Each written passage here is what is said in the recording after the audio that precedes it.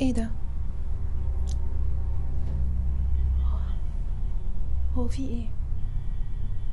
انت اللي عملت فيا كده يا احمد؟ ايوه، حطيت لك مخدر في العصير بتاعك. انت غايب بقالك شهور عن البيت وراجع تعمل فيا المقلب السخيف ده ليه؟ انا مش فاهمه حاجه. طول عمري بشوفك مع رجاله كتير في البيت. انت بتستغلي ان ابويا مسافر. يوم اللي قررت اواجهه واقول له الحقيقه بعديها مات. وبابا مات ازاي؟ يمكن انا سبب في موته. رجاله ايه وزفت ايه؟ انت شكلك اتجننت بجد. ابوك مات وانت طفشان من البيت بقالك شهور وانا قاعده لوحدي. لو في رجاله بتدخل البيت مفيش فرصه احسن من كده. بابا مات ازاي؟ بابا مات ازاي؟ بابا مات موتة ربنا عمره كده. هو في حد بيعرف هو هيموت امتى؟ قاعده لوحدك، باين زعل عليكي وانتي لابسه كده ومستعده تخرجي. انا لابسه اسود اهو، المفروض ان انا انتحر يعني عشان تصدق ان انا زعلانه على باباك؟ متستعجليش على الموت، كده كده جاي. بصي، انا متاكد كنت بشوفك مع رجاله كتير في البيت، تحبسيني بالساعات في الاوضه، بس كنت بسمع صوتك ورا الحيطان. يا حبيبي يا حبيبي، عمرها ما حصلت. انت اللي كنت بتدخل اوضتك تقفل على نفسك بالايام، وانا مهما حاولت ادخل لك ادخل لك اكل او اطمن عليك كنت بترفض تدخلني. ده هتجننيني. لما بكون نايم معيط من الخوف والجوع حاول افتح الباب بعرفش. يا حبيبي انت ابني الوحيد، هعمل فيك كده ازاي بس؟ انا ما طلعتش من الدنيا دي كلها غير بيك انت. يعني مش انتي اللي قتلتي ابويا؟ هو انا اقدر اقتل نمله؟ ممكن دي تكون تهيؤات حصلت لك بسبب صدمه موت باباك اللي حصل فجاه ده.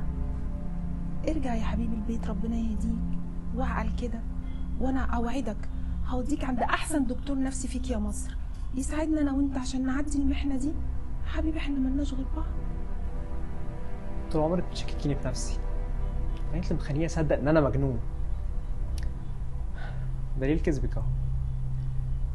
بابا عمل تحليل دي ان ايه قبل ما يموت، بعد ما قلت له حقيقتك طلع فعلا ان هو مش ابويا. فانطقي قولي الحقيقه قبل ما اطلب تشريح قصته واتهمك بقتله اتحكم عليكي بالاعدام. بابا بابا بابا بابا، هي الكلمه عجبتك بقت لبانه ببقك؟ ابوك طول عمره اناني ما بيحبش الا نفسه. من امتى الحب ده؟ انت نسيت؟ انا اللي كنت بخنصر من مصروف البيت عشان اجيب لك كل طلباتك. انا بس اللي بحبك. ابوك كان بخيل وميت على القرش كانه هيعيش مليون سنه، وطول عمره سايبنا انا وانت لوحدنا وبيسافر.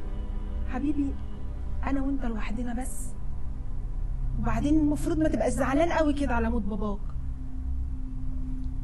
دي فرصتك، فرصتك علشان تعيش حياتك بعيد عن سيطرته وبعيد عن بخله وتحقق كل احلامك. انت مصممه تحوري وتكذبي.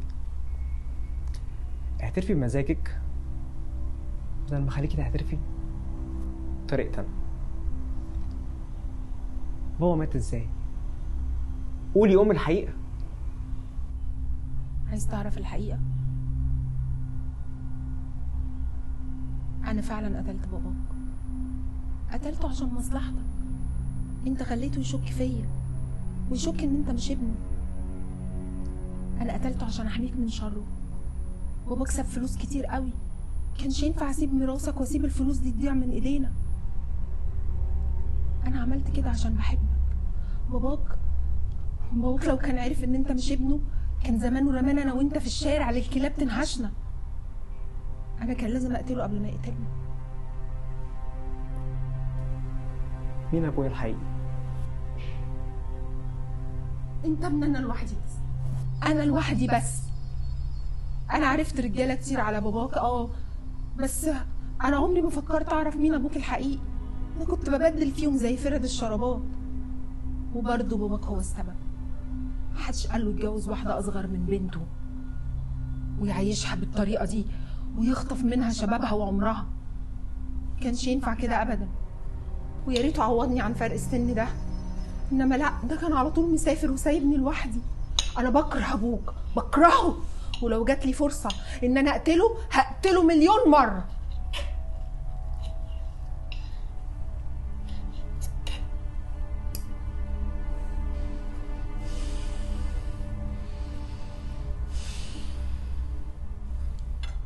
احمد،